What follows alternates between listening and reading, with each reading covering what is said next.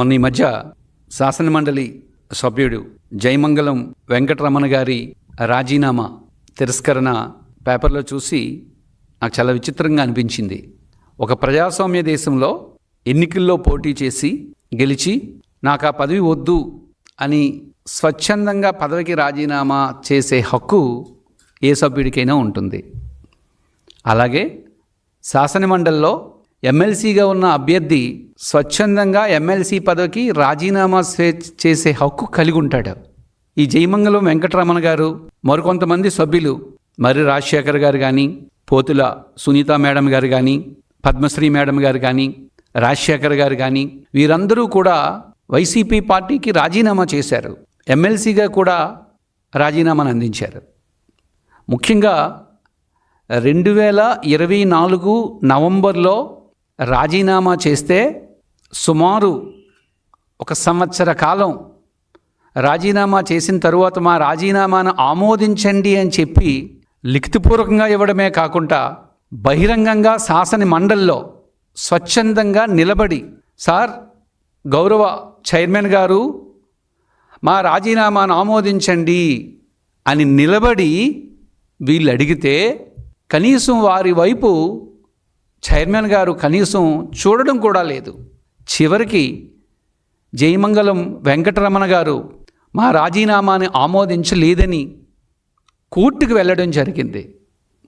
2025 సెప్టెంబర్లో కోర్టుకు వెళ్తే కోర్టు దీనిపై అఫిడవిట్ని దాఖలు చేయమని చైర్మన్ గారికి సూచించడం జరిగింది. కానీ చైర్మన్ గారు స్పందించలేదు. ఈ నేపథ్యంలో కోర్టు 10,000 రూపాయలు జరిమానా కూడా చైర్మన్ గారికి విధించడం జరిగింది. అసలు ఇది వింటుంటేనే చాలా విచిత్రంగా అనిపిస్తుంది. నేను వెళ్ళిపోతాను, నా సభ్యత్వానికి రాజీనామా చేస్తాను అని అడిగితే కనీసం రాజీనామాను ఆమోదించకపోవడం ఏంటి, స్పందించకపోవడం ఏంటి? లిఖితపూర్వకంగా అడిగారు, బహిరంగంగా సభలో అడుగుతున్నారు, అయినా స్పందించకపోవడం ఏంటి? ఎవరి హక్కులు కాపాడడానికి మీరు ఈ చర్యకు పాల్పడుతున్నారు? అసలు ఎక్కడైనా సరే ఒక కోర్టు చైర్మన్కి 10,000 రూపాయలు జరిమానా విధించే సందర్భాలు ఎక్కడైనా మనం విన్నామా? ఎంతో హుందాగా ఉండే ఆ చైర్మన్ పదవికి అది కళంకం కాదా? చాలా దారుణంగా ఉంది అది వింటుంటేనే మాకు. నిజానికి ఈ సభ్యులందరూ ఎన్నోసార్లు నిలబడి మా రాజీనామాను ఆమోదించండి అని అడిగినప్పటికీ ఎందుకు చైర్మన్ గారు రాజీనామాను ఆమోదించటం లేదు? ఎవరి ప్రయోజనాలు కాపాడడం కోసం మీరు చూస్తున్నారు? అదే మాకు అర్థం కావటం లేదు. చైర్మన్ గారు వారి ప్రవర్తన చాలా హుందాగా అనిపించేది మొదట్లో.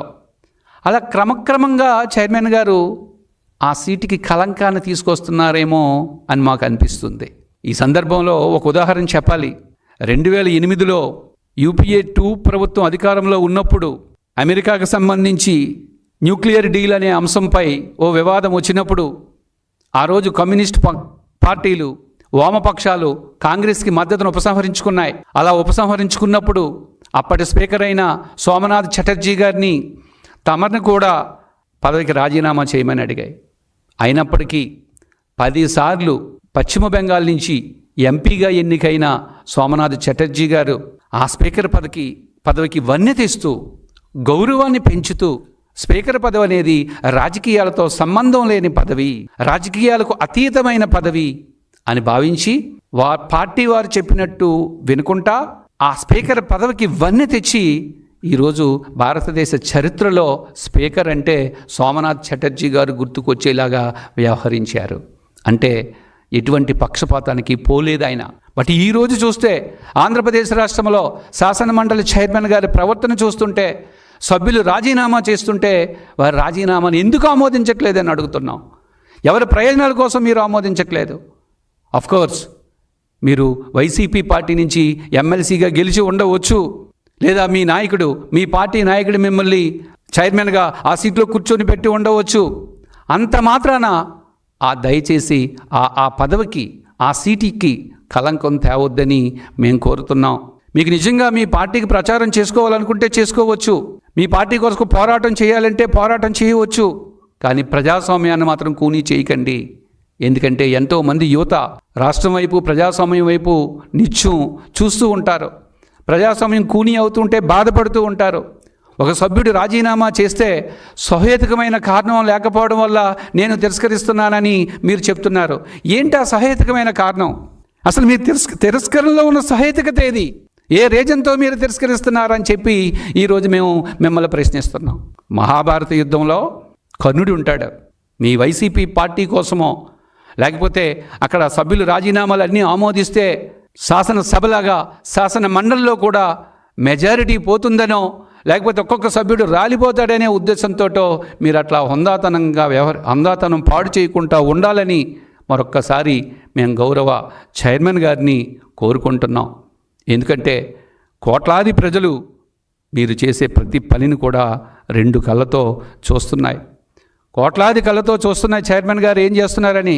ఒకప్పుడు శాసనసభను బాగా వీక్షించేవారు. ఈరోజు శాసన మండలిలో ఏం జరుగుతుందో ప్రతి అంశాన్ని కూడా చూస్తున్నారు. ఆంధ్రప్రదేశ్ రాష్ట్ర ప్రజలే కాదు, పక్క రాష్ట్ర ప్రజలు, మన తెలంగాణ ప్రజలు కూడా మన వైపు చూస్తున్నారు. చైర్మన్ యొక్క వ్యవహార శైలిని చూస్తున్నారు. మీ శైలి చూస్తుంటే పార్టీ పట్ల, మీ వైసీపీ పార్టీ పట్ల వీర విధేయుడిగా ఉన్నట్లు మీరు కనపడుతున్నారు. మేము కోరేది ఒక్కటే, సోమనాథ్ చటర్జీ గారిలాగా ఆ పదవికి వన్నె తెస్తారో లేదా గతంలో శాసనసభలో చూసాం, 2019-24లో చూసాం, అక్కడ స్పీకర్ యొక్క చర్యలు చూసాం. మా పార్టీ సభ్యులందరూ ఇటువైపు రండి అని చెప్పి నేరుగా శాసనసభ స్పీకర్ స్థానంలో కూర్చుంటే మా పార్టీ మీ పార్టీ అనేది ఉండకూడదు. ఆ రోజు ఆయన అలా అన్నాడు కాబట్టే కోట్లాది ప్రజలు చూశారు. 2024లో ఒక అద్భుతమైన తీర్పునిచ్చారు. ఈరోజు శాసన మండలి ప్రజలందరూ చూస్తున్నారు. దయచేసి మీరు నిష్పక్షపాతంగా, రాజకీయాలకు అతీతంగా వ్యవహరించి ఆ చైర్మన్ పదవికి మరింత వన్నె తేవాలని మేము కోరుకుంటున్నాం. అంతేగాని మీ పదవిని, మీ హుందాతనాన్ని దిగజార్చవద్దు. వైసీపీకి, ఆ పార్టీకి మీరు లొంగిపోయి పక్షపాతంగా వ్యవహరించొద్దని నేను కోరుకుంటున్నాను. ఈ వీడియో నచ్చితే లైక్ చేయండి. అలాగే మా ఛానల్ ని ఫస్ట్ టైం కనుక చూస్తున్నట్టయితే ఇప్పుడే సబ్స్క్రైబ్ చేసుకుని పక్కనే ఉన్న గంట సింబల్ ని యాక్టివేట్ చేసుకోండి. అప్పుడే మేము పెట్టే ప్రతి వీడియో మీకు నోటిఫికేషన్ గా వస్తుంది. అలాగే ఈ వీడియో పూర్తిగా చూసినందుకు ధన్యవాదాలు.